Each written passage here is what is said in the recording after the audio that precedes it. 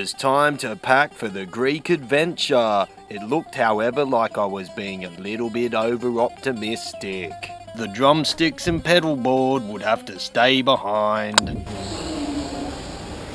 Then it was off to the Gatwick Express for a quick ride to Gatwick. Something told me that I might not miss the rainy weather. After a relatively efficient check-in, there was time for a beverage. Next stop was seat 16F, which would be my friend for the next 3.5 hours flying.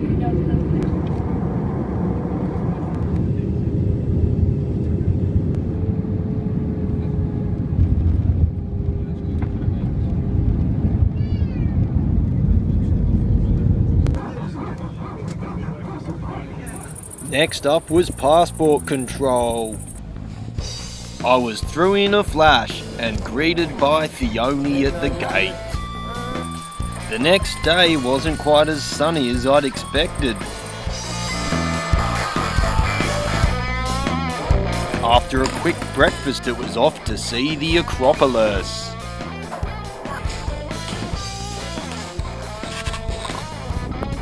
There it is.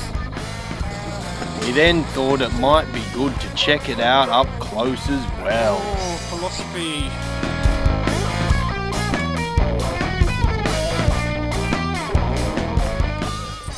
It felt a little bit like we were in one of those travel shows, so it was decided to do a quick walk and talk piece to camera. I'm here in Athens walking in the footsteps of the great Greek philosophers. They sat around up here and talked and thought philosophy. Due to the success of the first piece to camera, it was decided to do more. As Plato once said, thinking, give it a go. The blind pushing the cripple. The cripple. It was then off to the old town for a quick look about and another menu sequence. Cross a busy intersection. Rafina Port was next on the cards. You're Chinese, but your eyes ain't Chinese. They just slip. A quick thanks to Theone's mum, and it was off onto the big floating machine. We stashed our stuff and went up top. It felt like it was time for another walk and talk. The way to get around in the Greek islands is by a ferry. We're on one now, heading to the island of Andros. So we're heading up to the bow to get a better look. The next few shots involve pointing off into the distance. Then it was time to pop back downstairs.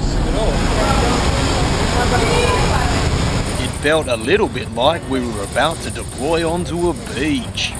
Instead, we were greeted by Thee's boyfriend, who gave us a lift back to their place, where we had some dinner and discussed our plans for the next few days.